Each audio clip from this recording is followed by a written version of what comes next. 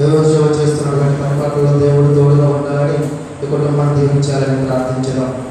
నేతల కుమారికి మంచి ఆరోగ్యం దయచేయాలని, సల్మాన్ షేటర్ అయిన డ్రైవింగ్లో దేవుడు తోడుగా ఉండాలని, ముఖ్యంగా వెనుక బిడ్డలను కుటుంబాన్ని దేవుడు దీవించి ఆశీర్వదించాలని ప్రార్థించడం. అదేవిధంగా గురువు వచ్చినటువంటి మనందరం అక్కడ దేవుడు దీవించాలని గురువులతో కలిసి ఈ దివ్య పూజలో ప్రత్యేక రీతిలో పాల్గొంచడం. అంత లేచి తెరవండి.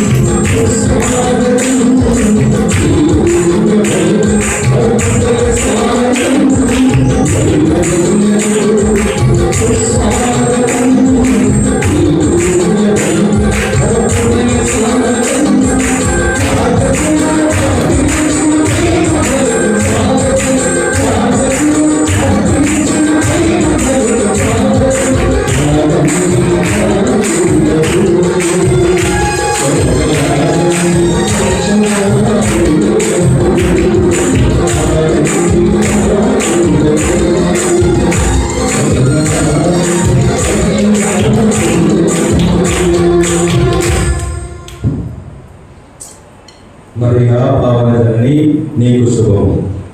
నీవు జన్మనిచ్చిన కుమారుడు పరలోక భూలోకమునకు రాజు, ఆయన యుగయుగములో పరిపాలించును.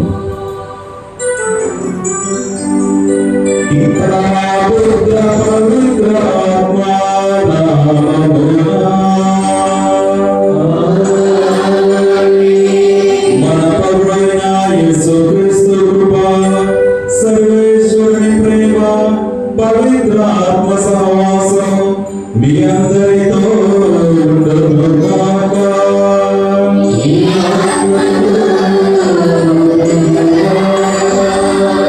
క్రీస్తునందు ప్రియమైన సహోదరి సహోదరులారా, ఇంతకాలం కూడా దేవుడు మనల్ని ఎంతగానో ఆశీర్వదించి దీవించి సజీవ లెక్కలో కాచి కాపాడి ఈ యొక్క దివ్యదిలో పాల్గొనే భాగ్యాన్ని మా అందరికి మళ్ళా దయచేసినందులకు ఆ దేవాది దేవునికి కృతజ్ఞత తెలుపుతూ, అదే విధంగా పరమ పవిత్రమైనటువంటి యొక్క దివ్య బలి పూజలో పాల్గొంటున్నటువంటి మనము ఏ విధమైనటువంటి పాపాలు చేశామో, ఏ విధమైనటువంటి దుష్కార్యాలు చేశామో, ఏ విధంగా దేవాది దేవునికి దూరం అయ్యాము అనేది ఒక్కసారి ఆలోచన చేసుకుని ఆ యొక్క దివ్య బలి పూజలో పాల్గొనడానికి ప్రయత్నం చేద్దాం. అందరం కూడా ఒక నిమిషం పాటు గంటలు చూసుకొని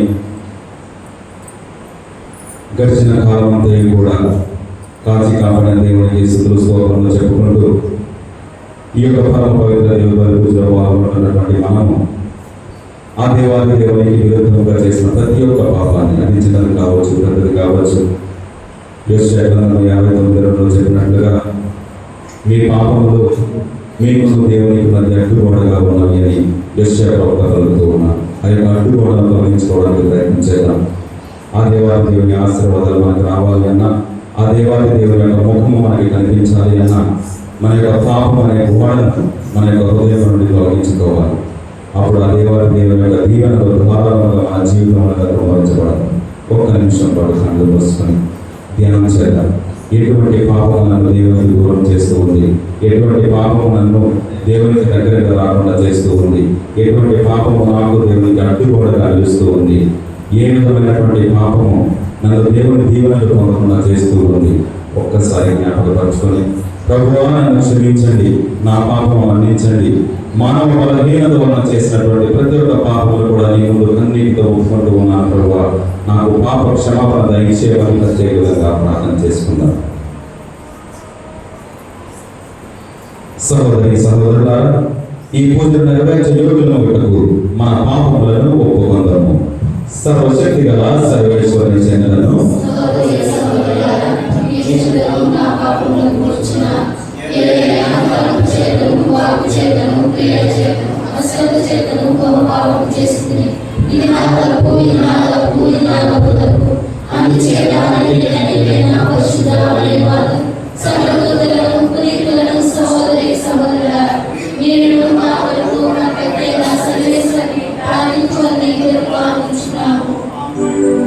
సర్వశక్తిగా సర్వేశ్వరుడు మనకు దయ చూపి మన పాపములను మన్నించి మనల్ని నిత్య జీవితమునకు చేర్చుదురుగాక.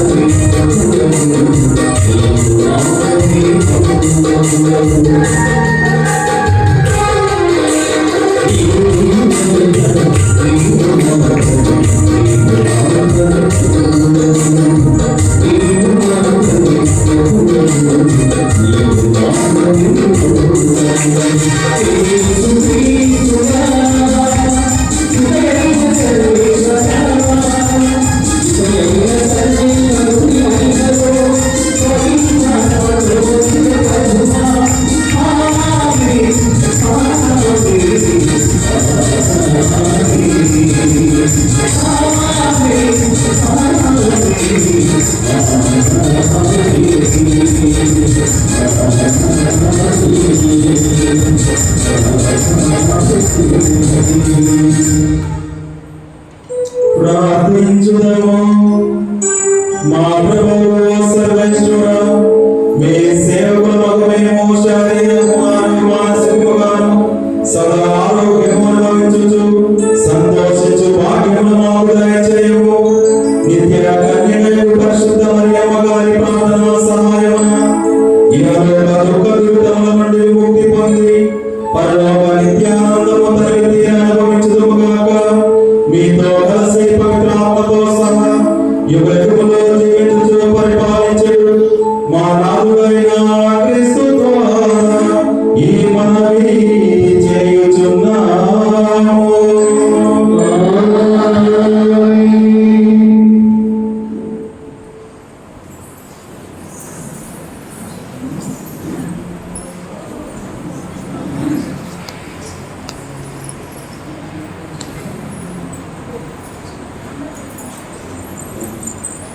మొదటి పట్టణము ఇర్మియా గ్రంథము 26వ అధ్యాయము మొదటి వచనం నుండి 9వ వచనం వరకు. మొదటి పట్టణము ఇర్మియా గ్రంథము 26వ అధ్యాయము మొదటి వచనం నుండి 9వ వచనం వరకు. యెషయా కుమారుడు యెహోయాకీము యోదాకు రాజై సింహాసనం ఎక్కి ఆరంభములో ప్రభు నాకు తన వాక్కులు ఇట్లు వినిపించెను. నీవు దేవాలయ ఆవరణ నిల్చుండి యూదా నగరముల నుండి నన్ను ఆరాధించుటకు వచ్చిన ప్రజలకు నేను ఆజ్ఞాపించిన సంగతులెల్లా వినిపింపుము. ఒక మాట కూడా వదిలిపెట్టవద్దు. ఒకవేళ ప్రజలు నా వలకు లాడించి తమ దుష్ట మార్గం నుండి వైదొలగవచ్చును.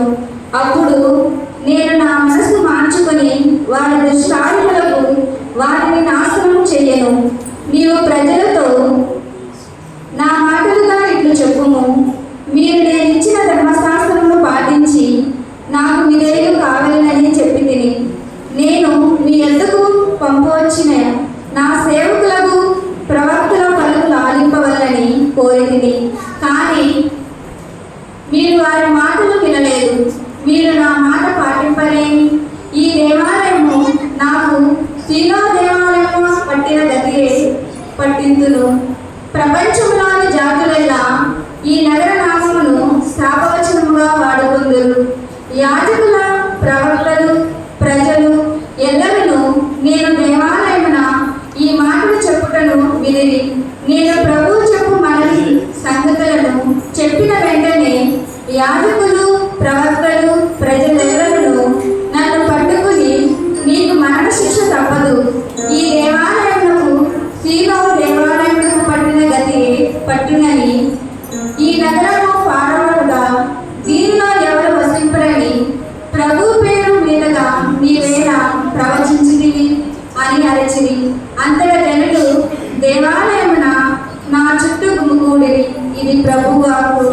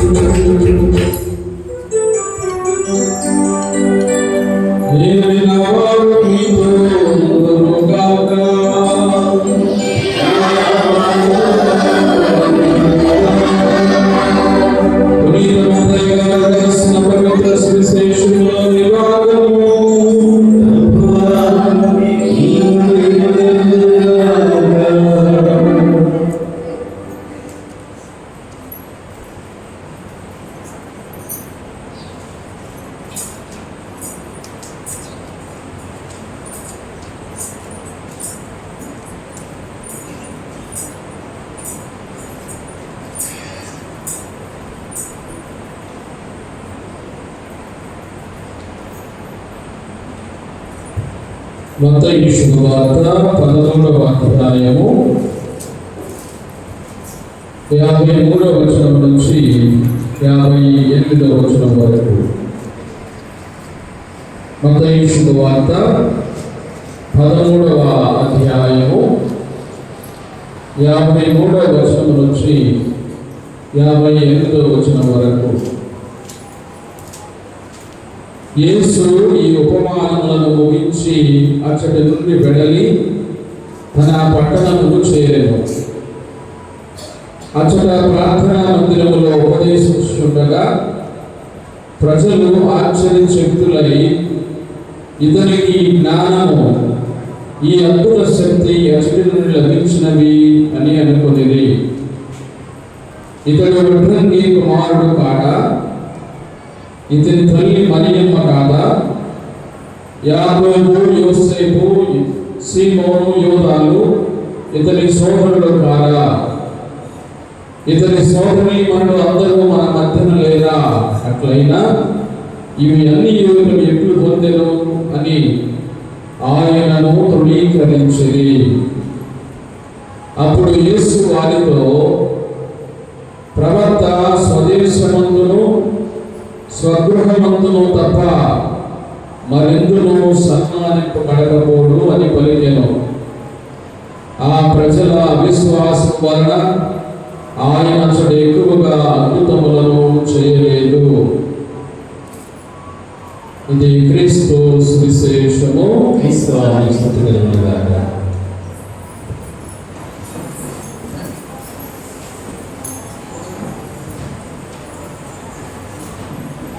హల్లెలూయా, hallelujah, hallelujah, hallelujah, hallelujah. Praise the lord, praise the lord, praise the lord, praise the lord, praise the lord. Hallelujah, hallelujah, hallelujah. క్రీస్తునందు ప్రియమైన సహోదరి సహోదరులారా, ఈరోజు వాక్యాన్ని మీరు చక్కగా విన్నట్లయితే ఆఖరిగా ఒక పదం చెప్పబడింది, ఒక వాక్యం చెప్పబడింది. ఏమని? వారి యొక్క అవిశ్వాసము వలన ఆయన ఎటువంటి అద్భుత కార్యములు చేయడానికి కుదరలేదు. హల్లెలూయా, హల్లెలూయా, హల్లెలూయా. ఏమిటి అవిశ్వాసం? మనం చాలాసార్లు వింటూ ఉంటాం కదా, చాలా మందిని చూసినప్పుడు మనకు అనిపిస్తూ ఉంటుంది, అయ్యో ఇతను నిజమైన క్రైస్తవుడు, అయ్యో ఈమె నిజమైన క్రైస్తవురాలు, ఎప్పుడు చూసినా ప్రార్థనలో పాల్గొంటారు, ఎప్పుడు చూసినా దేవుని స్మరణలోనే ఉంటారు, ఎప్పుడు చూసినా దేవాలయానికి ముందుగా వస్తారు, ఎప్పుడు చూసినా దేవాలయంలో ఏ పనున్నా కూడా వాళ్ళే ముందుండి చూస్తూ ఉంటారు. ఎంత విశ్వాసం అనుకుంటూ ఉన్నారు. కానీ అలాంటి వ్యక్తులే ఒక్కసారి జీవితంలో ఏదైనా కష్టం రాగానే, ఇబ్బంది కలగగానే, నష్టం వాటిల్లగానే, అనారోగ్యం రాగానే ఒకేసారి వారి యొక్క విశ్వాసము తలకిందులుగా అయిపోతూ ఉంటుంది. ఎందుకని దేవుడు నాకు మాత్రమే ఇది చేశాడు, ఎందుకని నా కుటుంబానికే ఇది జరుగుతూ ఉంటుంది, ఎందుకని నాకే ఈ విధంగా జరిగింది అంటే ఇంతకాలము ఉన్నటువంటి విశ్వాసము కూడా ఒకేసారి అవిశ్వాసముగా మారిపోతుంది. మరి నిజమైన విశ్వాసం అంటే ఏమిటి అంటే, నీ కష్టములోను సుఖములోను రెండింటిలోనూ నువ్వు దేవుణ్ణి అంటి పెట్టుకొని ఉండగలిగినదే నిజమైనటువంటి విశ్వాసం.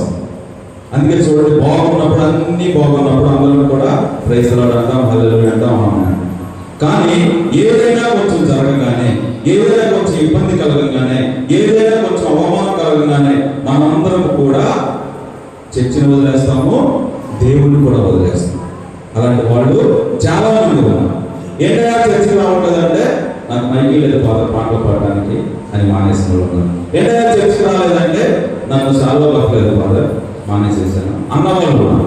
ఏంటంటే చర్చికి రావట్లేదంటే, నేను ఎంతగానో ఉద్దేశం గురించి ప్రార్థన చేస్తున్నాను ఫాదర్, అది జరగలేదు, మానేసాను. జరిగిందేమో అనుకున్నాను, ఒక 13 వారాలు ప్రార్థన చేశాను, 15 వారాలు ప్రార్థన చేశాను, 20 వారాలు ప్రార్థన చేశాను, 1 నెల ప్రార్థన చేశాను, జరగలేదు. దేవుడే ఉంటే జరిగేది కదా, దేవుడు లేడు కాబట్టి జరగలేదు అనేటటువంటి ఒక కంక్లూషన్కి వాళ్ళు వచ్చేస్తూ ఉంటారు.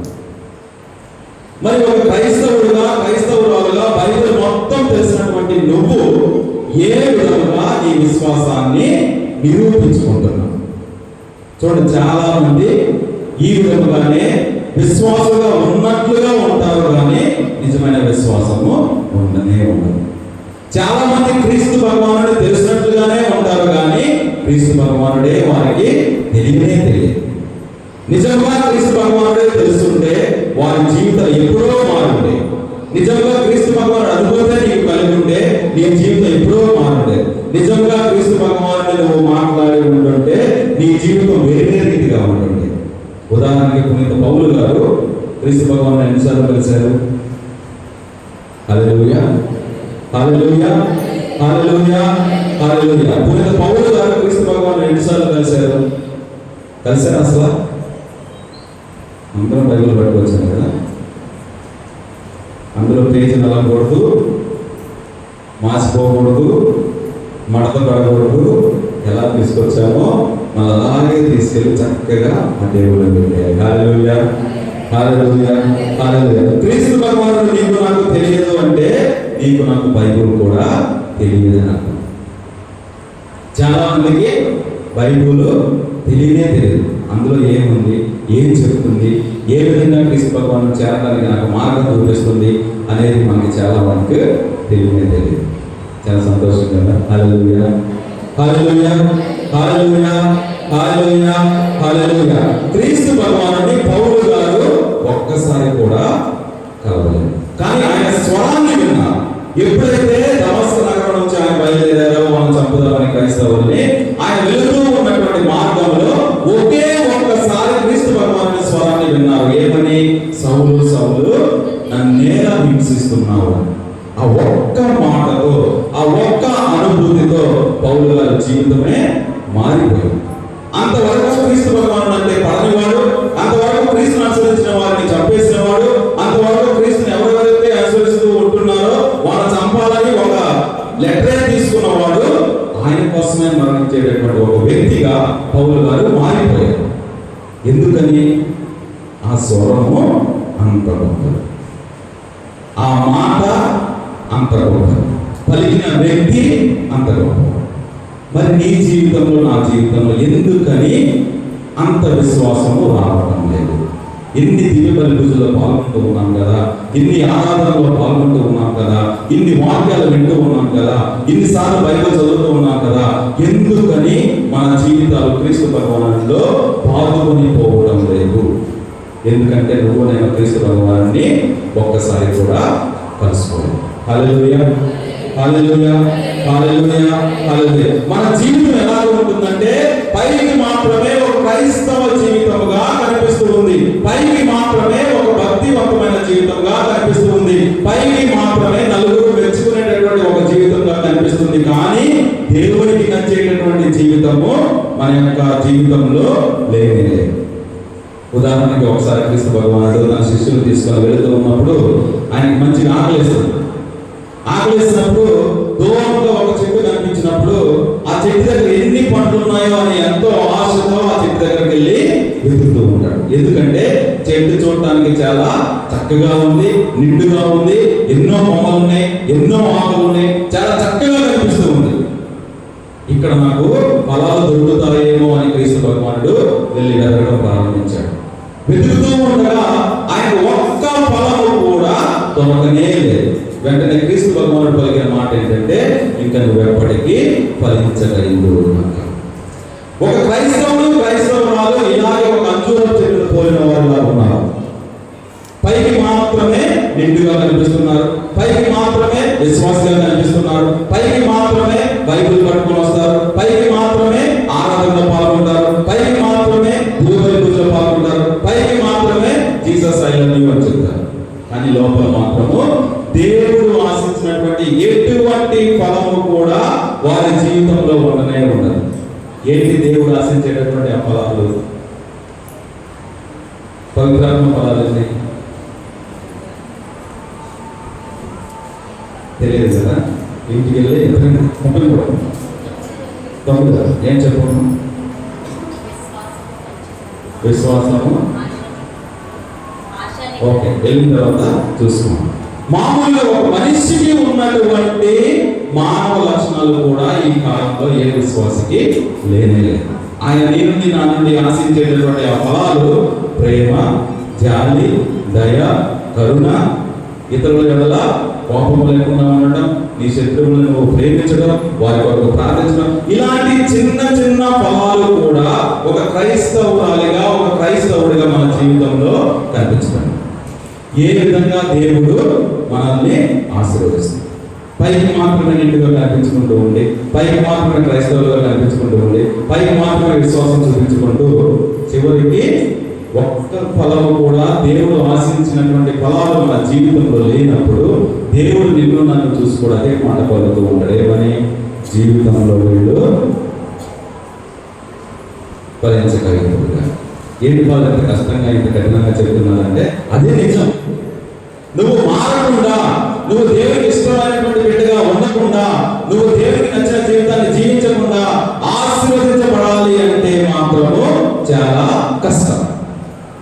మనం ఎక్కడెక్కడో వింటున్నట్లుగా కానీ, లేకపోతే ఎవరో చెప్పినట్లుగా కానీ, ఎప్పుడు మీరు ఆశీర్వదించబడతారు, కాలువ పక్కన వాటిని వల్లించేలాగా తిరుగుతారు, ఇవన్నీ వినడానికి బాగానే ఉంటాయి. కానీ దానికి ఇంకొక ఆపోజిట్ సైడ్ ఏంటంటే, నువ్వు దేవునికి ఇష్టమైనటువంటి వ్యక్తిగా మారితేనే దేవుడు నీ ఎడల ఉంటాడు. నీవు దేవుడు చెప్పింది చేస్తేనే దేవుడు నీ మొర ఆలకిస్తాడు. అందుకే యెషయా గ్రంథం నేను ఫస్ట్లో చెప్పినట్టు 59:2లో మీ పాపములు మీకు దేవునికి అడ్డుగోడగా ఉన్నారు. దానివల్ల ఏమవుతుంది? దేవుడు తన యొక్క ముఖాన్ని మరుగుపరుచుకున్నాడు, నీ యొక్క ఆలింపులను ఆలకించకున్నాడు. అంటే ఆయన ముఖము నీకు కనిపించకుండా ఉంది.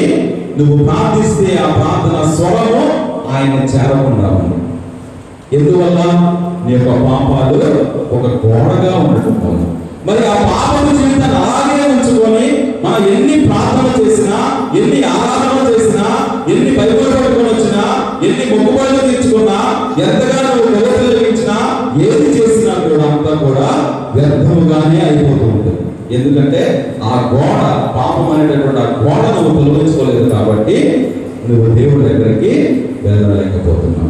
దేవుని యొక్క ఆశీర్వాదాలు నీ దగ్గరికి రాలేకపోతున్నావు. విశ్వాసులైనటువంటి అవిశ్వాసం, విశ్వాసంగా కనిపించేటటువంటి అవిశ్వాసం. మనకి ఎన్నో ప్రశ్నలు. ఎప్పుడు ప్రార్థన చేసినా ఒక రాయేసి చూద్దాంలే, జరిగితే జరగవచ్చులే, దేవుడు ఇస్తే ఇవ్వచ్చులే అన్న విధముగానే మనం ప్రార్థిస్తాము తప్ప నిజముగా దేవుడు నాకు ఇది ఇచ్చేసాడు అని నమ్మి ప్రార్థించే వాళ్ళము చాలా తక్కువ.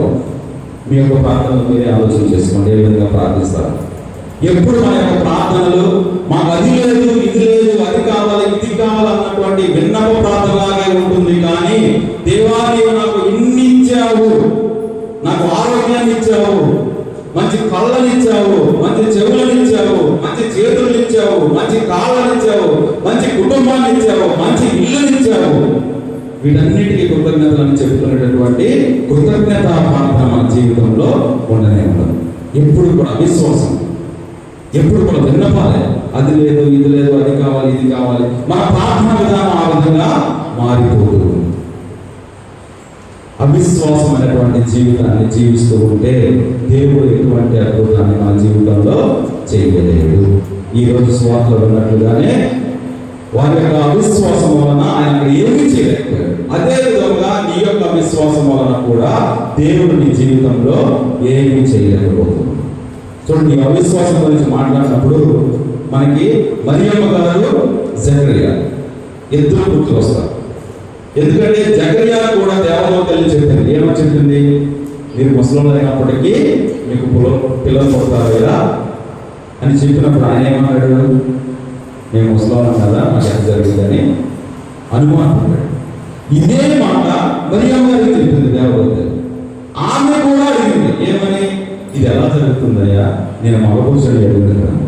కానీ ఆమె విశ్వాసానికి ఈ అవిశ్వాసానికి తేడా ఏంటంటే, జకరియా అప్పటికే ప్రధాన యాజకుడు. జకరియాకి దేవుడి గురించి అంతా తెలిసి ఉండాలి, దేవుడి యొక్క అనుభూతి పొంది ఉండాలి, దేవుడిని ఎరిగి ఉండాలి. ఎందుకంటే ఆయన ప్రజల తరపున వెళ్ళి ధూపాన్ని అర్పిస్తూ ఉన్నాడు. అయినప్పటికీ కూడా దేవుడు చెప్పిన మాటను విశ్వసించలేకపోయాడు. కానీ మరియమ్మ గారు చిన్నపాటి విశ్వాసం. అంటే తెలియకుండా అడిగేది వేరు, తెలిసి కూడా టెస్టింగ్ కోసం అడిగేది వేరు. చాలా మంది మన విశ్వాసం అదే జరుగుతూ ఉంటుంది. మనకు కూడా అలాంటి అనుమానాలు వస్తూ ఉంటాయి. మరియమ్మ గారు ఎందుకు బాగా ఈరోజు మరియమ్మ గారు గుర్తు చేసుకోవాలి కాబట్టి మరియమ్మ గారి గురించి కొన్ని మాటలు మాట్లాడడం అనుకుంటున్నాను. విశ్వాసం గురించి. ఆమె విశ్వాసము ఘనమైనది, గొప్పది. అందుకే ఆమె పలుకుతుంది, తరతరముల వారు నన్ను ధన్యురాలని పిలిచారు. కానీ చాలా మంది ఆమె ధన్యురాలను పిలవడానికే మనసు. దేవాది దేవుడే వచ్చి ఏం చెప్పాడు? దేవత వచ్చినప్పుడు ఏం చెప్పింది? అనుగ్రహ పరిపూర్ణురాలా నీకు శుభము. అనుగ్రహ పరిపూర్ణురాలా అంటే అనుగ్రహాలతో నిండినటువంటి ఒక వ్యక్తి మరియమ్మ. ఆ వ్యక్తిని దేవుని తల్లిగా అంగీకరిస్తున్నారు, కానీ దేవుడు చెప్పినటువంటి మాటను నెరవేర్చి దేవునికి తల్లిగా మారినటువంటి ఒక విశ్వాసురాలుగా ఎవరు అంగీకరించట్లేదు. ఏమంటున్నారు? ఆమె మామూలు వ్యక్తే కదా, ఆమె మామూలు మనిషే కదా, ఆమె ఎందుకు ప్రార్థించమంట కదా. కథోలిక సభ ఆమెని ప్రార్థించట్లేదు. ఏమంటున్నాం? మా కోసం ప్రార్థించున్నాం. మీరు మీ యొక్క జపమాలలో చూస్తూ ఉంటే దేవమాత ప్రార్థనలో ఏలిన వారు చూపండి, క్రీస్తు వారు చూపండి అన్నీ చెప్పిన తర్వాత పరిశుద్ధ మరియమ్మ మా కొరకు ప్రార్థించి, అంతేగాని మా అంత దయచూపండి అంటారు. పరిశుద్ధ మరియమ్మ మా కొరకు ప్రార్థించండి అంటే మరియమ్మ గారి యొక్క ప్రార్థన అంత విలువైనది, అంత గొప్పది. చూడండి, కానాపల్లి ఇందులో ఒకే మాట చెప్పింది. ఏం చెప్పింది? వీళ్ళకి ద్రాక్షారసం తక్కువైంది, అంతే, ఒక మాట. ఆయన ఏమన్నారు? నీకేంటి నాకేంటి. కానీ ఆమె ఏం చెప్పింది? ఆయన చెప్పినట్టు చేయి. అంటే తల్లిగా అనుకున్నటువంటి అధికారం. ఒక తల్లి ఏ విధంగా కొడుకుకు చెబుతుందో అదే విధంగా ఆమె కూడా ఆయన చెబుతూ ఉంది. వారికి తక్కువైంది, నువ్వు చేయాల్సింది.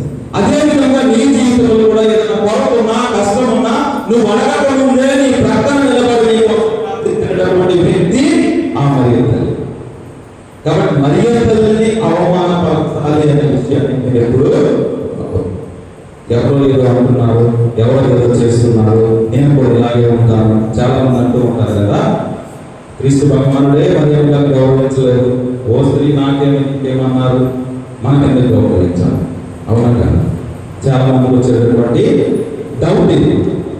నువ్వు నేను ఎందుకు గౌరవించాలి అంటే క్రీస్తు భగవానుడే ఆమె గౌరవించాడు. ఓ స్త్రీ నా స్త్రీ అన్నంత మాత్రాన ఆయన గౌరవించలేదు కాదు. ఒకవేళ క్రీస్తు భగవానుడు ఆమె గౌరవించలేదు అంటే 10 ఆజ్ఞల్లో 4వ ఆజ్ఞ ఎంత? ఏంటది? తల్లిదండ్రులను గౌరవించదుగా. అంటే క్రీస్తు భగవానుడు తల్లిని గౌరవించకుండానే అమ్మ నువ్వు గౌరవించు, అయ్యా నువ్వు గౌరవించని మనకి 10 ఆజ్ఞలు చెప్పారంటారా? అంటే నువ్వు నేను క్రీస్తు భగవానుడిని ఎదురు పెడుతూ ఉన్నావు, తల్లిదండ్రులు గౌరవించినటువంటి ఒక వ్యక్తిగా ఒక పక్కన నెట్టేస్తూ ఉన్నావు. నువ్వు ఎప్పుడైతే క్రీస్తు భగవానుడు మరియమ్మ గారిని గౌరవించలేదని నువ్వు చెబుతావో, నువ్వు ఆయన్ని 4వ ఆజ్ఞ మీరినటువంటి ఒక వ్యక్తిగా చిత్రీకరిస్తూ ఉన్నావు. 10 ఆజ్ఞలు ఇచ్చినటువంటి దేవుడే 4వ ఆజ్ఞ అంటే మీరు నమ్ముతారా? దేవుణ్ణి అలాంటి పాపములకు మీరు ఆయన గౌరవించాడు, నిన్ను నన్ను గౌరవించమని చెబుతూ ఉన్నాను. పొరపాటు కూడా క్రీస్తు భగవానుని అలాంటి పాపం వైపు మీరు నెట్టవద్దు. అంటే 4వ ఆజ్ఞ కూడా నెరవేర్చలేనటువంటి చిత్రీకరించవద్దు. ఆయన ఓ స్త్రీ నా స్త్రీ నీకెందుకు నాకెందుకు అన్నాడు అంటే దాని అర్థం ఏంటంటే, అమ్మా నేను ఇప్పుడు కనుక ఈ అద్భుతం చేస్తే, అమ్మా నేను నువ్వు చెప్పినట్లు ఇప్పుడు చేస్తే ఇక్కడితో తల్లి కొడుకు అనేటటువంటి మానవ బంధము విడిపోతూ ఉంటుంది. నా సమయము వచ్చేస్తుంది. నా సమయం అంటే ఏంటి? ఆయన తండ్రి చిత్తాన్ని నెరవేర్చేటటువంటి ఆ కార్యాన్ని ప్రారంభించేటటువంటి సమయం వచ్చింది అంటే నువ్వు నా తల్లివి కాదు, నేను నీ కొడుకున్నావు. నువ్వు నాకు భక్తురాలు అవుతావు, నేను నీకు దేవుడు అవుతాను. నేను దేవుని యొక్క కార్యాన్ని నెరవేర్చడానికి వచ్చినటువంటి దేవుని కుమారుడు అవుతాను, మీరు మామూలైనటువంటి విశ్వాసం అవుతారు. అందుకే అమ్మ నా సమయము ఇంకా రాలేదు, అంతే తప్ప ఆమెను అవమానపరచడానికి కాదు, ఆమెను ఏ విధంగా తగ్గించడానికి కాదు. ఆయన పలికింది ఎందుకంటే ఈ విధంగా అమ్మ నేను ఇప్పుడు కనుక చేశాను అంటే మన మధ్యలో ఉన్నటువంటి తల్లి కొడుకుల బంధము, మానవ బంధము పోతూ ఉంటుంది. నేను దేవుని కుమారుడిగా, దేవుని కార్యాన్ని నెరవేర్చేవాడిగా, దేవుని యొక్క మాటను నెరవేర్చేవాడిగా నేను మారిపోతాను. నా యొక్క కార్యక్రమాన్ని నేను చేసుకుంటూ పోతాను.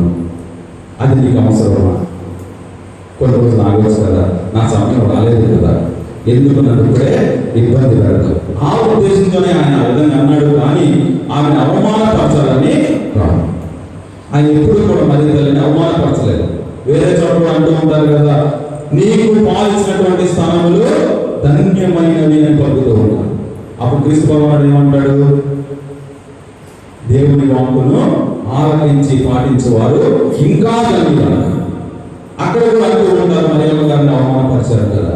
కానీ దేవుడు చెప్పిన మాట ఏంటంటే, అక్కడ ఆమె నాకు జన్మనిచ్చింది కాబట్టి గొప్ప గొప్ప గొప్ప అవ్వలేదు, ఆమె నాకు పాలించింది కాబట్టి ఆమె గొప్ప అవ్వలేదు. ఎందుకు అయ్యింది అంటే దేవుని వాక్కును నమ్మింది కాబట్టి. పెళ్లి కాకుండానే మీకు పిల్లడు పుడతాడు, పెళ్లి కాకుండానే మీకు గర్భవతి అవుతాడు, ఎవరు నమ్ముతారండి? ఎవరు ఒప్పుకుంటారు ఆ మాటకి? అమ్మాయి మహనీయుడు అవుతాడు, అది అవుతాడు, ఇది అవుతాడు అని ఎన్ని చెప్పినా కూడా పెళ్లి అవ్వకుండానే ఈ యొక్క విషయాల దగ్గర ఒక దేవత చెప్పింది అనుకోండి, మీరు నమ్ముతారా? విశ్వసిస్తారా? ఒప్పుకుంటారా అసలు? కానీ ఆమె పలికిన మాట ఏంటి? నీ మాట ప్రకారమే నాకు జరుగుతుంది. అంతటి విశ్వాసం. అంటే దేవుని వాక్కును ఆలకించినటువంటి తల్లి మరియమ్మ. అందుకనే అమ్మ నువ్వు నాకు పాలించినందుకు కాదు, అమ్మ నువ్వు నాకు జన్మనిచ్చినందుకు కాదు, దేవుని వాక్యాన్ని నమ్మి విశ్వసించావు చూడు, దాన్ని బట్టి నువ్వు ధన్యురాలి, దాన్ని బట్టి అమ్మ ధన్యురాలు. అంతే తప్ప వేరే విధంగా ఎవరో ఏదో అంటున్నారు, ఎవరో ఏదో చేస్తున్నారని క్రీస్తు భగవాన్ అలాంటి పాపాలకు నెట్టొద్దు. మరియమ్మ గారిని అవమానపరిచి ఆమె పలికినటువంటి మాటకు అనుగ్రహ పరిపూర్ణ నీకు శుభ్రము. ఆ అనుగ్రహాల పరిపూర్ణమైనటువంటి ఆ మరియ తల్లికి వ్యతిరేకంగా మాట్లాడి ఇటువంటి దేవుని యొక్క కోపానికి మీరు గురికావు. ఆరాధించవద్దు, కానీ ప్రార్థించవచ్చు. ఏ విధంగా మీరు మమ్మల్ని అడుగుతారో ప్రార్థించండి. మానవులైనటువంటి మమ్మల్నే మీరు అడుగుతూ ఉంటారు, ఫాదర్ మా గురించి ప్రార్థించిన. అలాంటిది దేవాది దేవుడికే జన్మనిచ్చినటువంటి తల్లి, దేవుడి కోసమే నేను జీవించినటువంటి తల్లి, దేవుడి కోసమే ఉన్నటువంటి తల్లి, దేవుడే ఆది నుండి ఏర్పాటు చేసుకున్నటువంటి తల్లి, తన యొక్క ప్రణాళిక నెరవేర్చాలని ఎన్నుకున్నబడినటువంటి తల్లి, ఆ తల్లి యొక్క ప్రార్థన ఇంకెంత శక్తివంతంగా ఉంటుందో మీరు ఆలోచించండి. ఆమె ప్రార్థన ఎప్పుడు కూడా చాలా శక్తివంతం అని మనకు అర్థం కాదు, మన అవిశ్వాసం. మీరు చూడండి, వేరే మతస్థులు కానీ వేరే వాళ్ళు కానీ మీరు గొర్రెలను చూడండి, కథోలికల కంటే కూడా వేరే మతస్థులే ఎక్కువ ఉంటారు. ఎందుకని వారి యొక్క విశ్వాసం లాంటిది. పిల్లలు లేని వారికి పిల్లలు పుట్టిన ఆమెకు మధ్యస్థ ప్రార్థన ద్వారా, ఆమె చేసింది కాదు, ఆమె ప్రార్థన ద్వారా జరిగినటువంటి అద్భుతాలు. ఆమె ఏ అద్భుతం చేయదు, ఆమె ఊరికే దేవుని మాత్రమే అడుగుతుంది. అయ్యా వీళ్ళకి పిల్లలు లేరు, అయ్యా వీరింట్లో ఈ సమస్య ఉంది, అయ్యా ఈ బిడ్డకి ఈ అలవాటు ఉంది, అయ్యా నువ్వు ఇది చెయ్యి అని చెబుతుంది తప్ప ఆమె ఎటువంటి అద్భుతము చెయ్యదు. దయచేసి ఎవరు కూడా తప్పుడు ఆలోచనలోకి పడవద్దు. మరియమ్మ గారు నీ కోసం నా కోసం ప్రార్థిస్తే ఆమె ప్రార్థన శక్తివంతమైనది కాబట్టి మీకు అది దయచేయబడుతుంది. ఎందుకంటే నాకు కూడా అలాంటి అనుభూతి ఉంది. అంటే మరియమ్మ గారి ప్రార్థన ఎంతో శక్తివంతమైనది. దయచేసి ఎవరో ఏదో అంటున్నారు, ఎవరో ఏదో చెప్తున్నారు కదని మీరు ఇలాంటి ఒక మాయ మాటల్లోకి దయచేసి మీరు పడి మరియమ్మ గారిని అవహేళనపరచవద్దు, అవమానపరచవద్దు. ఆమె చెబుతూ ఉంది, నన్ను తరతరముల వారు ధన్యురాలని పిలుస్తారు. తరతరముల వారు, ఒకరు ఇద్దరు కాదు, ఈ తరం కాదు, వచ్చే తరం, అన్ని తరాలు కూడా ధన్యురాలని పిలుస్తారు. అది ఆమె యొక్క గొప్పతనం, అది దేవుడు ఆమెకు ఇచ్చినటువంటి భాగ్యం. దేవుని తల్లి ఆ మరియ తల్లి. ఆ పెళ్ళిలో ఏం చేశారు వాళ్ళు? ఏం చేయలేదు, ఆమెనే పిలుచుకున్నారు అంతే. కానా పిల్లలు ఏం చేశారు? వాళ్ళు ఏం చేయలేదు. అమ్మ మీరు కూడా మా పెళ్ళికి రండి అని పిలుచుకున్నారు. కానీ ఆమె రావడం ద్వారా అక్కడ మొదటి అద్భుతము జరగబడి ఆమె రాక ద్వారా. అదేవిధంగా నీ జీవితంలో కష్టం ఉందా, నీ కుటుంబంలో ఇబ్బందిగా ఉందా, నీ పిల్లల జీవితంలో సరిగ్గా లేవా, నీ భర్త సరిగ్గా లేడా, నీ భార్య సరిగ్గా లేదా, నీ కుటుంబ జీవితమే సరిగ్గా లేదా, నువ్వు మరియమ్మ గారిని నీ కుటుంబంలోనికి ఆహ్వానించు. అమ్మాయితో ఈ విధంగా ఉంది నా పరిస్థితి, అమ్మాయితో ఈ విధంగా ఉంది నా కుటుంబ పరిస్థితి, అమ్మ మా ఆయన చూస్తే ఈ విధంగా ఉన్నాడు, మా ఆవిడ చూస్తే ఈ విధంగా ఉంది, ఎందుకని నా కుటుంబం ఇలా ఉంది, ఒక్కసారి వచ్చి దర్శించమ్మా. ఆమె మీరు అడగక ముందే మీ కొరతలు ఎరిగి మీకోసం ఆమె ప్రార్థన చేస్తుంది. దయచేసి తప్పుగా ఎవరు అనుకోవద్దు ఆమె గురించి. అలాంటి పాపంలోనికి మీరు, అలాంటి అవిశ్వాసంలోనికి మీరు వెళ్ళవద్దు. అదే విధంగా చాలా మంది అంటూ ఉంటారు కదా, మరియమ్మ గారు స్వరూపం పెట్టారు, ఆ స్వరూపం పెట్టారు, ఈ స్వరూపం పెట్టారు, ఎందుకు పెట్టారు వాళ్ళ, అది బైబిల్ విధంగా వాడాలనుకుంటున్నాం. మన ఇంట్లో ఏ విధంగా ఒక ఫోటో పెట్టుకుంటే మన తాతలు ఏం చేశారు, ఎలా ఉండారో గుర్తొస్తుందో, అదే విధంగా యొక్క స్వరూపాలు కూడా మనల్ని ఆ విధమైనటువంటి రక్షణ ప్రణాళికను గుర్తు చేస్తూ ఉంటాయి. ఇప్పుడు మరియమ్మ గారు ఉన్నారనుకోండి, ఆ యొక్క మన యొక్క విశ్వాసము ప్రదర్శించే తీరు వేరుగా ఉంది. ఇప్పుడు ఇక్కడ ఒక స్వరూపం ఉంది, అక్కడ ఒక స్వరూపం ఉంది. నీకు చర్చిలోకి రాగానే నీకు కలిగేటటువంటి అనుభూతి వేరు. అయ్యో ఇది దేవుని యొక్క ప్రాంగణమే, అయ్యో ఇక్కడ దేవుడు ఉంటాడే, అయ్యో ఇది చర్చి అనేటటువంటి ఒక ఫీలింగ్ నీకు కలుగుతుంది. అంతే తప్ప ఎవరు కూడా అక్కడ విగ్రహాలను మనం ఆరాధించాలి. అవి స్వరూపాలు. ఏ విధంగా మనం ఫొటోస్ పెట్టుకుంటాం అదే విధంగా ఇవి మనం పెట్టుకుంటూ ఉంటాం. 10 ఆజ్ఞల మొదటి ఆజ్ఞ ఏంటిది? సర్వేశ్వరుడు మాత్రమే ఆరాధించబడండి. సర్వేశ్వరుడు ఎవరు? త్రిత్వైక దేవుడు, పిత, పుత్ర, పవిత్రాత్మ. అంటే నువ్వు ఎవరిని ఆరాధించాలి? పిత, పుత్ర, పవిత్రాత్మ, త్రిత్వైక సర్వేశ్వరుని మాత్రమే ఆరాధించాలి. నువ్వు స్వరూపం పెట్టుకున్నా నువ్వు ఆరాధించేది ఎవరిని? పిత, పుత్ర, పవిత్రాత్మ, త్రిత్వైక సర్వేశ్వరుని. అది విగ్రహారాధన. ఏది విగ్రహారాధన అనేది? ఎప్పుడైతే దేవుడి స్థానాన్ని వేరే వ్యక్తి కానీ వేరే వస్తువు కానీ తీసుకుంటుందో, సర్వేశ్వరుని మాత్రమే ఆరాధించదు కాక అనే మాట పోయి డబ్బులు మాత్రమే ఆరాధించదు కాక, ఫోన్లు మాత్రమే ఆరాధించదు కాక, ఈ వ్యక్తిని మాత్రమే ఆరాధించదు కాక నీకు ఎప్పుడైతే నీ జీవితం మొదలవుతుందో అప్పుడు నువ్వు ఆటోమేటిక్ గా విగ్రహ ఆరాధన పడిపోయినట్టు. ఎందుకంటే మొదటి ఆయన పోయింది.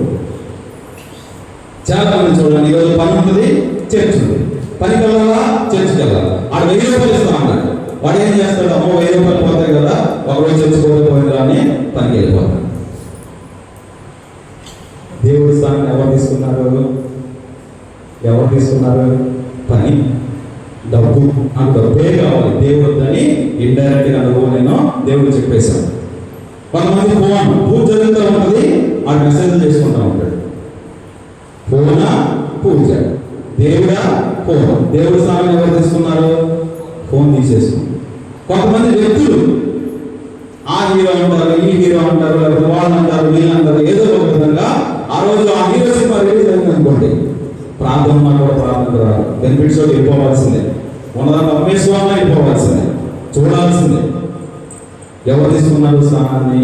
వేరే వ్యక్తి తీసుకున్నారు. అందుకే కౌశల్య రాసిన 3వ అధ్యాయం 5వ వచనంలో ఎదురుగా చెప్తూ ఉంటాడు, ధనాపేక్ష విగ్రహారాధనకు మారు రూపము. ఎప్పుడైతే ధనము దేవుణ్ణి స్థానచలనం చేయిస్తుందో, ఎప్పుడైతే వేరే వ్యక్తి దేవుణ్ణి స్థానచలనం చేయిస్తాడో, వేరే ఒక వస్తువు దేవుణ్ణి స్థానచలనం చేయించి ఆ వస్తువు ఆ స్థానాన్ని తీసుకుంటుందో, ఆ వ్యక్తి ఆ స్థానాన్ని తీసుకుంటాడో, అప్పుడు ఆటోమేటిక్ గా నువ్వు విగ్రహారాధనలో పడిపోయినట్లు. ఎందుకంటే నువ్వు సర్వేశ్వరుని మాత్రం ఆరాధించదు కానటువంటి వాటిని తీసివేసి వేరే వాటిని ఆరాధించడము ప్రారంభించావు. హల్లెలూయా, హల్లెలూయా, హల్లెలూయా, హల్లెలూయా. ఇవన్నీ నేను ఎందుకు చెప్తున్నానంటే నీ విశ్వాసంలో నువ్వు గట్టిగా ఉండాలి, నీ విశ్వాసంలో నువ్వు పాటుపడిపోయి ఉండాలి. ఎన్ని తుఫాన్లు వచ్చినా, ఎన్ని గాలివానలు వచ్చినా నీ విశ్వాసం ఎలా ఉండాలి అంటే రాతి మీద కట్టబడినటువంటి ఒక గృహముగా ఉండాలి, కానీ ఇసుక మీద కట్టబడినటువంటి ఒక గృహముగా నీ విశ్వాసం ఉండకూడదు. గాలి వచ్చింది పడిపోయింది, వాన వచ్చింది పడిపోయింది, వరదలు వచ్చింది పడిపోయింది. అలాంటి విశ్వాసము మనకు.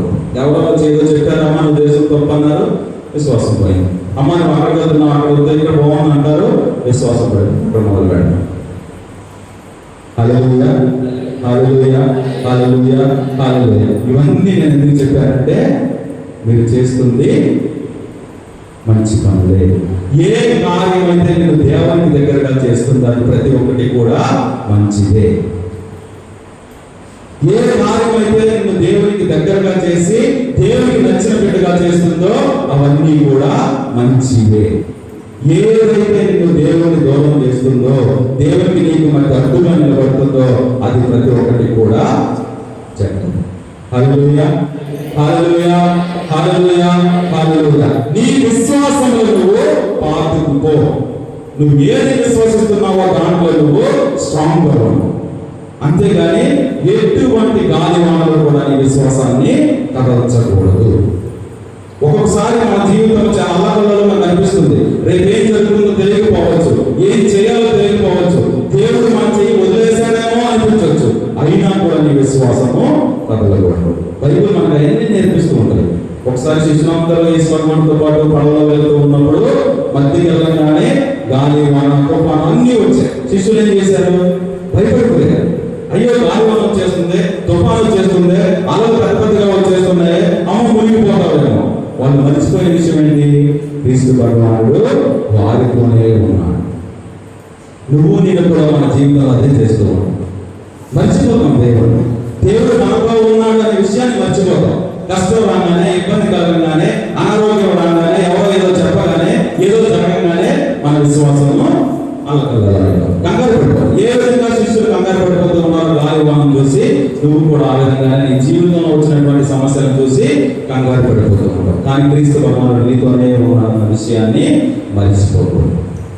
ఆయన కొద్దిసేపు విశ్రాంతి తీసుకున్నట్లు కనిపించవచ్చు, నీ మాట వినట్టుగా కనిపించవచ్చు, నీ జీవితాన్ని చూడనట్టుగా కనిపించవచ్చు. కానీ ఆయన చూస్తూనే ఉన్నాడు, నీతోనే ఉన్నాడు, నీ పడవలోనే ఉన్నాడు. చూడండి, దావీదు మహారాజు గొలియాతును చంపడానికి వెళ్ళినప్పుడు ఒక మాట అంటాడు. ఏమంటాడు దావీదు మహారాజు? నేను సైన్యములకు అధిపతి అయినటువంటి దేవుని పేరిట వచ్చాను. నీ కుటుంబంలో కూడా సమస్యలు గొలియాతులో కనిపించవచ్చు, నీ జీవితంలో కూడా ఇబ్బందులు గొలియాతులో కనిపించవచ్చు. నీ జీవితము రేపు ఏమవుతుందో తెలియనట్లుగా గొలియాతులాగా పెద్ద పెద్ద సమస్యలతో నిండిపోవచ్చు. కానీ నువ్వు దేవుని నామంలో వెళితే, దేవుని నామంలో నువ్వు యుద్ధం చేయగలిగితే, దేవుని నామంలో నువ్వు నిలబడగలిగితే అన్నీ కూడా దేవుడే చూస్తున్నాడు. అందుకని నిర్మాణంలో 14 చూస్తున్నాను కదా మనం, నీ తరపున యుద్ధం చేయవాడు యెహోవాయే. నువ్వు చేయాల్సిందండి కదలక మెదలక దేవుని నమ్ముకోను. హల్లెలూయా, హల్లెలూయా, హల్లెలూయా, హల్లెలూయా. నీ తరపున నీ జీవితంలో వచ్చేటటువంటి కష్టాలన్నింటికి యుద్ధం చేయవాడు దేవుడు. నువ్వు చేయాల్సింది ఆయన నమ్మాలి, విశ్వసించాలి, నిజముగా విశ్వసించాలి. అది ఈరోజు మనం మాట్లాడుకుంటున్నటువంటి విషయం. నిజముగా విశ్వసించాలి, నిజముగా నా దేవుడు చెయ్యగలడు అని నమ్మాలి, నిజముగా అది నీ జీవితంలో కనిపించాలి. అంతేగాని మాటకు చెప్పేది వేరు, జీవితం నుంచి చూపించేది వేరు. కాబట్టి జీవితం నుంచి చూపించడం నేర్చుకోండి. కాలేజీ వస్తుంది కదా. హల్లెలూయా, హల్లెలూయా, హల్లెలూయా, హల్లెలూయా. ఒక పాట పడుతున్నాం, ఎందుకులే పదకొండు అంటారు. హల్లెలూయా, హల్లెలూయా, హల్లెలూయా. ఒక చిన్న మాట చెప్తాను. ఈ విధముగా ఏ కష్టం వచ్చినా, ఏ నష్టం వచ్చినా మీ విశ్వాసాన్ని మీరు కోల్పోకూడదు. మరియమ్మ గారిని మీ జీవితంలోకి ఆహ్వానించుకోండి, మీ కుటుంబంలోకి ఆహ్వానించుకోండి, మీ గృహంలోకి ఆహ్వానించుకోండి. తప్పకుండా తల్లి మీ కొరకు ప్రార్థిస్తుంది. తప్పకుండా మీ యొక్క కోరికలు ఆ తల్లి ఆ యొక్క కుమారుడికి చెప్పి తీరుస్తుంది. తప్పకుండా మీతో పాటు మీ విశ్వాస జీవితం ఆ తల్లి నడుస్తుంది. కాబట్టి ఎవరో ఏదో చెప్తున్నారు, ఎవరో ఏదో అంటున్నారు, ఆ టీవీలో ఏదో చెప్పారు, లేదా పక్కింట్లో ఏదో చెప్పాడు, ఎదురు ఏదో చెప్పాడు అని మీ విశ్వాసాన్ని మీరు కదుల్చకూడదు. మీ విశ్వాసాన్ని మీరు నమ్మేటటువంటి మీ విశ్వాసాన్ని మీరు స్ట్రాంగ్ చేసుకోండి. ఆ యొక్క వేరులను మీరు దృఢపరచుకోండి, గట్టిగా చేసుకోండి. ఎటువంటి గాలి తుఫాను కానీ, వరదలు కానీ, వాన కానీ ఏది కూడా మీ విశ్వాసాన్ని కదల్చకుండా చేసుకోండి. తప్ప తప్పకుండా ఆ దేవాది దేవుడు మీతో పాటే నిలబడతాడు. ఆ దేవాది దేవుని తల్లి మీతో పాటే నిలబడతాడు. మీ కుటుంబాలన్నీ ఆశీర్వదించబడతాయి. మీతో నామమున ఆమేన్.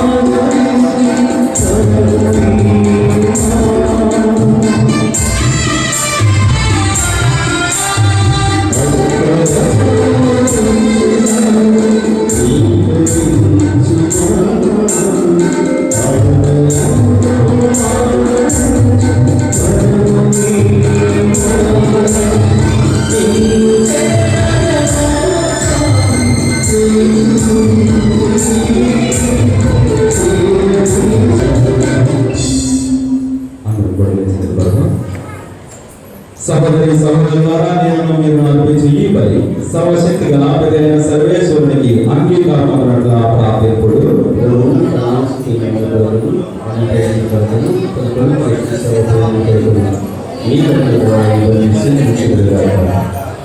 ప్రార్థించుదము. మా కర్తయగు సర్వేశ్వర, మీ ఏకైక కుమారుడు కన్య గర్భమున జన్మించినప్పుడు ఆమె కన్యత్వమునకు ఎట్టి భంగము కలిగించగా మా కుటుంబములకే పవిత్రతను ఆపాదించెను. ఈ మనుష్యావతారము మమ్మ ఆదుకొని పాప కోపము నుండి మమ్మ బయటకు ఈడ్చును గాక. మా ఈ అర్పణము మీకు అంగీకారము కావాలని మా నాథుడైన క్రీస్తు ద్వారా ఈ మా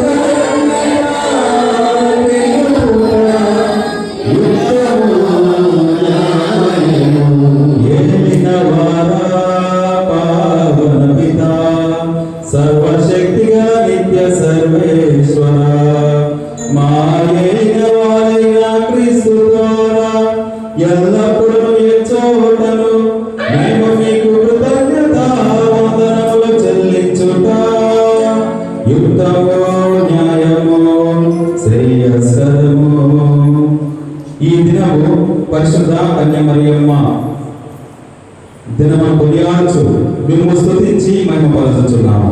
ఆమె పవిత్రాత్మ ప్రభావం వల్ల మీ జనితైక సుతుని గర్భము ధరించెను. తన కన్యత్వము చెడకుండా లోకమునకు నిత్య జ్యోతిని ఇచ్చెను. వారే మా ఏలిన వారైన యేసు క్రీస్తువు. వారి ద్వారా దూతలు మీ మహత్వమును పొగడుచున్నారు, అధిపతులు ఆరాధించుచున్నారు, శక్తివంతులు వణకుచున్నారు. కరమండలమందరి బలవంతులను ఆనంద పరవశులైన భక్తి జ్వాలలను ఏకీభవించి ఉప్పొంగుచూ మీ స్తుతులను పాడుచున్నారు. వారులతో మా స్వరములను ఏకము చేసి మేము దీన భావముతో స్తుతించుట ఎట్లనగా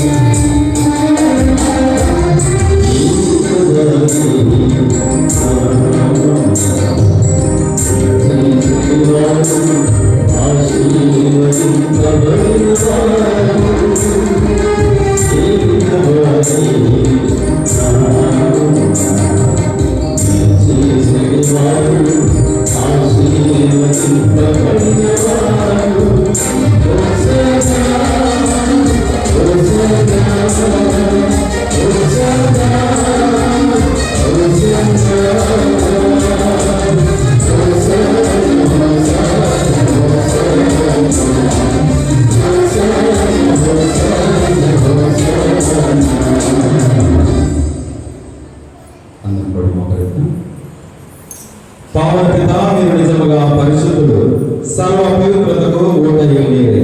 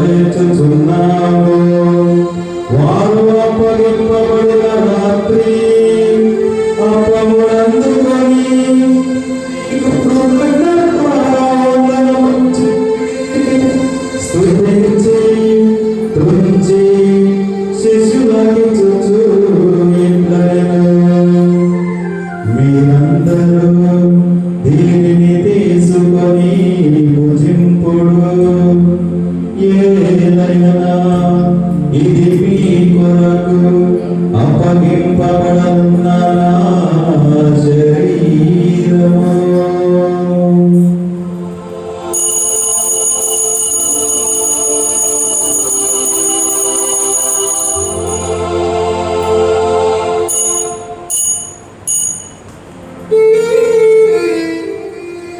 ఆ విధముగానే భోజనానంతరము పాత్రమునందుకొని మరల మీకు కృతజ్ఞతావందనములు చెప్పి స్తుతించి శిష్యులకిచ్చుచు ఇట్లనిరి, మీరందరూ దీనిని తీసుకొని పానము చేయుడు. ఏలయనా ఇది నూతన నిత్య నిబంధన యొక్క నా రక్తపు పాత్రము.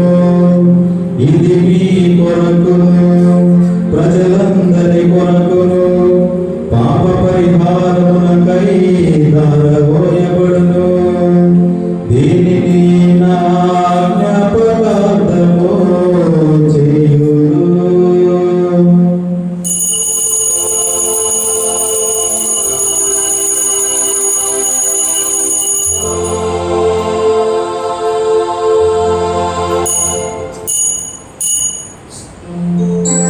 ఇది విశ్వాస రహస్యము.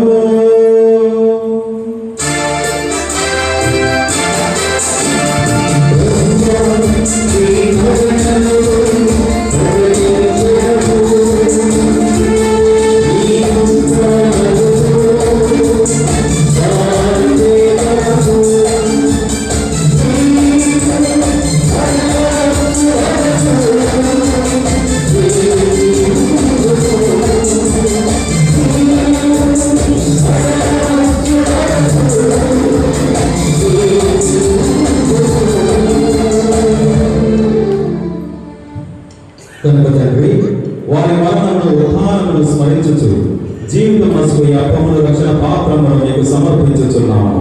మీ సముఖమున నిలిచి మీకు సేవ చేయుటకు మమ్మ పాత్రలుగా చేసినందుకు మీకు వందనములు చెప్పుచున్నాము. క్రీస్తు శరీర రక్తములకు పాలివారులకు మమ్ము పవిత్రాత్మ ద్వారా ఐక్యపరచమని బ్రతిమాలుకొనుచున్నాము. ఓ ప్రభువా, ప్రపంచమంతటా వ్యాపించిన ఈ శ్రీసభను జ్ఞాపకం ఉంచుకొనుము. మా జగద్గురువును మా జోసఫ్ రాజారావు పీఠాధిపతిని గురువులందరితో పాటు మమ్మను నీ ప్రేమ యందు పరిపూర్ణను చేయుము. ఉత్థానము నమ్మికతో చనిపోయిన మా సహోదరి సహోదరులను నీ కనికరమును చనిపోయిన వారందరినీ స్మరింపుడు. వారిని నీ దివ్య ప్రకాశములోనికి చేర్చుకొనుడు. మా అందరికీ దయచూపుడు. దేవుని కన్యతల్లి మరియ మాతతోనూ ప్రియ అపోస్తలులతోనూ ఆదరణ నీ సేవ చేసిన పుణ్యాత్ములందరితోనూ మాకు నిత్య జీవితంలో భాగములు దయచేయము. అప్పుడు వారితో కలిసి మేము నీ కుమారుడు యేసుక్రీస్తు ద్వారా నిన్ను స్తుతించి మహిమపరచుదము.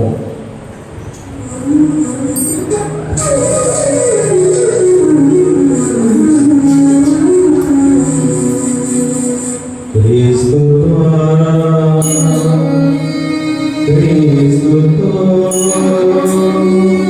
క్రీస్తు యందు సర్వశక్తి గల పితయైన సర్వేశ్వర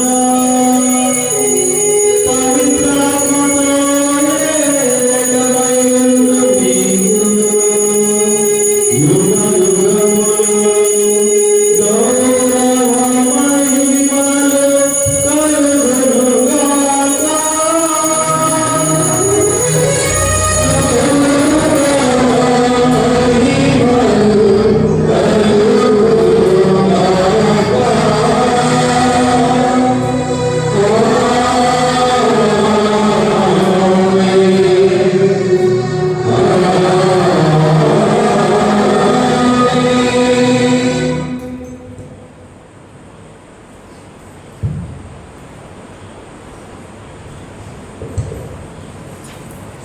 అందరం కూడా లేచి నిలబడి మన రక్షకుడు ఇచ్చిన పరమోపదేశం అనుసరించి ప్రార్థింప సాహసిందము.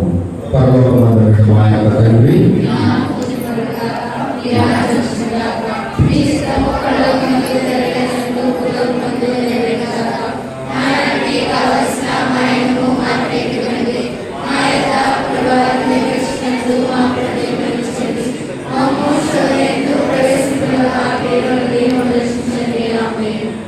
ప్రభువా, నీ పిల్లల నుండి మమ్మ రక్షకుడు, మా ఈ రోజులలో మాకు శాంతిని ప్రసాదింపుడు. మీ దయానుగ్రహం వలన మేము పాపము నుండి విముక్తులమై ఎట్టి కాపుదలకు గురి కాకున్నట్లు చేయు. మేము మోక్షానందమును మా రక్షకుడైన యేసుక్రీస్తు ఆత్మమును నిరీక్షించుచుందుము.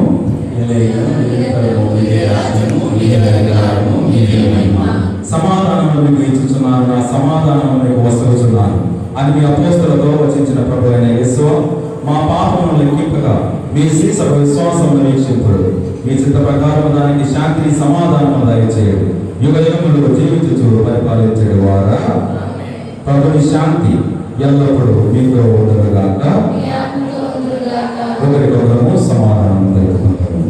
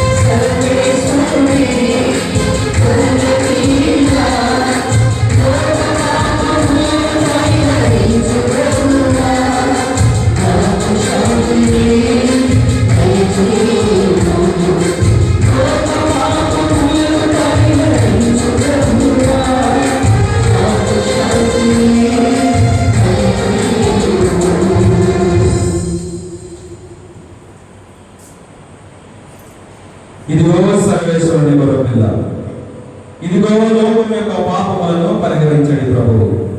ఈ గొర్రెపిల్ల నిలుపు పిలువబడిన వారు ధన్యులు.